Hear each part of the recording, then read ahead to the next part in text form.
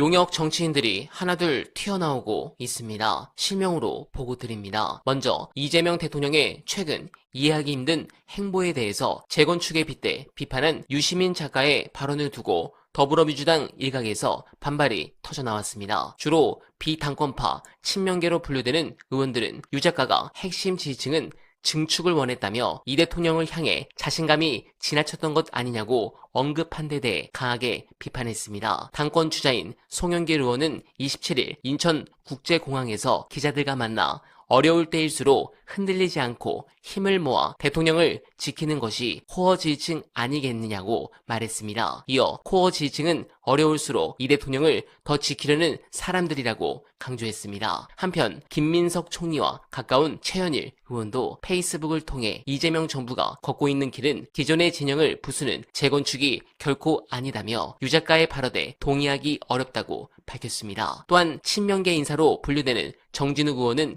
유 작가의 발언을 코미디라고 규정하며 강도 높게 비판했습니다. 정 의원은 이 대통령의 지지층이 증축을 원하는지 재건축을 원하는지 어떻게 아느냐며 내가 다 안다고 믿는 그 자신감이 지나친 것 아니냐고 반문했습니다. 특히 민주당 건물주는 자신들이고 이재명은 세입자라고 생각하는 내심을 이렇게 적나라하게 고백할 줄은 몰랐다고 지적했습니다. 한편 박정 의원은 이 대통령의 통합 기조를 확장론으로 설명했습니다. 네, 다 나오는군요. 우선 팩트부터 직시해 봅시다. 현재 이재명 대통령의 공식 유튜브를 진행하거나 대통령과 수시로 소통하며 권력의 힘을 받고 있는 이 스피커들의 공통점이 무엇입니까? 우리 진영의 상징과도 같은 문재인, 유시민, 김어준을 집요하게 비판하고 폄훼하며 자신들만의 가두리를 쳐왔던 인물들입니다. 정치에서 인사는 결코 우연이 아닙니다. 가장 명확하고 잔혹한 메시지입니다. 대통령이라는 최고의 권위가 이들에게 힘을 실어주고 공식적인 마이크를 쥐어준다는 것은 이제 너희들의 시대는 끝났고 이재명이라는 새로운 질서에 복종하거나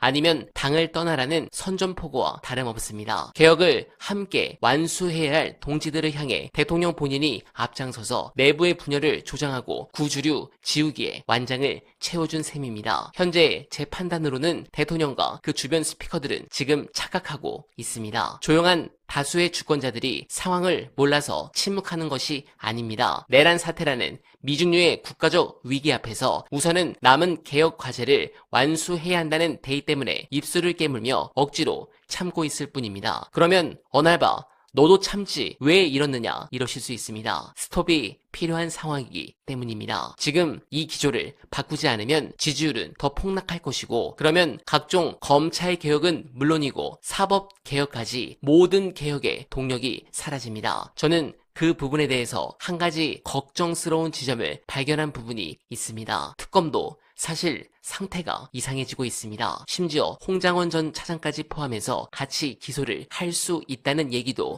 나옵니다. 관련해 중요한 분석 끝까지 들어주시고 여러분들의 생각 댓글로 부탁드립니다.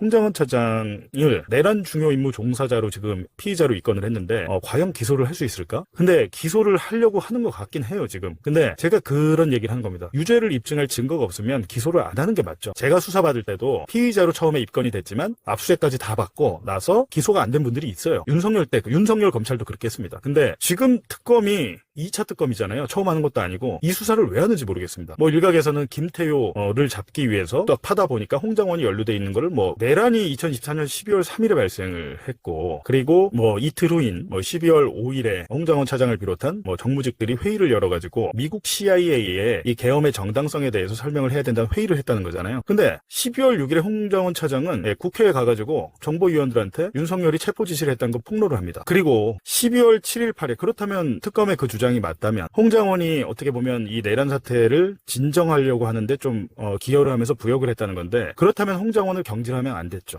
홍장원을 경질하면 안 됐고 오히려 12월 6일에 그러니까 내란 3일 사흘 뒤에 홍장원 차장이 국회 가서 그런 폭로를 하고 12월 7일부터는 국정원이 홍장원을 죽이기 위해서 여러 가지 공작을 합니다. 제가 지금 뭐 휴대전화를 하기 때문에 그 자료를 보여드리면 못하는데 스카이데일리라는 매체에 홍장원이 국정원 공작비를 뭐 수억 대 착복을 했다 등등등 해가지고 스카이데일리에 허위 보도가 나와요. 그게 허위 보도죠. 허위 보도. 홍장원은 이렇게 나쁜 놈이야. 나라 돈 떼먹고 공작금 착복하는 놈이야. 라고 스카이데일리 기사가 나오고 동시에 리박 계열에 몸담았던 분이 운영하는 그 시민단체, 전 그렇게 기억을 하는데 거기서 홍장원 차장을 국정원법 위반, 정치관여죄로 고발을 합니다. 중앙지검에 고발을 하고 당시에 제가 그래서 홍 차장한테 그때 뭐 저랑은 되게 얘기를 잘 안 하려고 하더라고요. 그때만 해도 홍 차장이 KBS 기자랑 주로 얘기를 많이 했고 저한테는 뭐 얘기도 잘 안 해주고 왜냐면 그때 홍장원은 여러분 기억하시겠지만 저 윤석열 대통령 좋아했다고 얘기했습니다. 해달라는 거 모든 거 다 해주고 싶었다. 하지만 이건 아니지 않냐. 정치인 체포 이건 아니지 않냐. 이거는 북한에서나 일어나는 일이고 국가보위부가 하는 일이지 국정원이 하는 일이 아니다. 그렇게 얘기를 했잖아요. 마찬가지입니다. 당시에 홍장원 차장인 뉴스타파나 이런 매체는 어떻게 보면 좌파 매체라고 생각을 했고 본인은 이제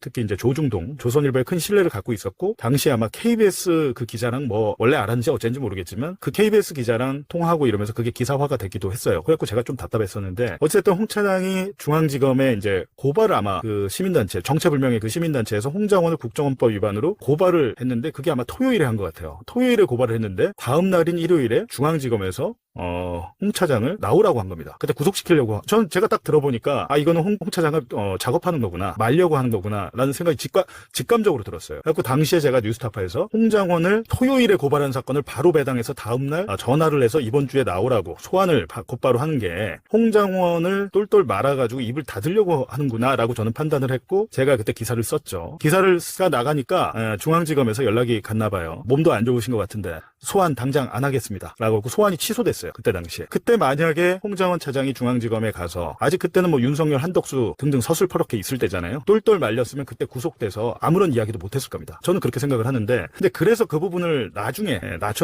들었죠. 홍장원 차장이 뭐 저랑 수시로 통화한 사람도 아니고 제가 전화 통화를 한 게 한 번인가 아니면 없는 것 같아요. 근데 이제 제가 뭐 카카오톡이나 이런 걸로 텔레그램 이런 걸로 이제 좀 물어볼 때도 그때는 물어봤었는데 그렇게 저한테 뭐 자세한 얘기는 안 합니다. 근데 제가 볼 때는 이거는 정치적으로 윤석열, 조태용, 김태효 쪽에서 홍장원을 공격해서 홍장원의 입을 틀어막거나 홍장원의 증언을 무력화시키려고 하는구나. 저는 그때 직감적으로 느꼈죠. 근데 이번에 또 최근에 홍장원을 피의자로 입건했다. 내란 중요 임무 종사 혐의다. 그게 뭐 CIA의 계엄의 정당성을 설명하는 데 관여했다. 이건데 저는 그게 무슨 대단한 일입니까? 저는 그게 다 맞다고 해도 그게 죄가 될까 의문이에요, 사실은. 근데 지금 본인은 그런 기억이 없다고 하고 아니라고 하고 1차 조사 받고 다 잘 해명했다고 하고 지금 이제 2차 소환을 앞두고 있잖아요. 근데 뭐 2차 2번 소환하고 3번 소환 그건 의미가 있는 건 아니고 기소를 할지 말지를 이제 특검에서 정할 텐데 제가 볼 때는 지금 제기된 의혹 자체가 죄가 되는가? 그 적의 내란 중요 임무 종사라고? 라는 겁니다. 예를 들면 윤석열이 지시를 해가지고 당시에 내란을 일으키고 외신들에게 이거는 이번에 판결문에 나온 거죠. 검찰까지 동원해서 그게 좀 앞뒤가 모순이 되고 만약에 지금 제기된 의혹 정도는 제가 볼 때는 그거는 내란 중요 임무 종사가 아니다라는 거죠. 그러니까 특검은 정무적인 감각이 있어야죠. 지금 윤석열이 그나마 겨우 무기징역 을 받은 게 홍장원과 쫑군 특전사령관의 이 두 사람의 법정 증언이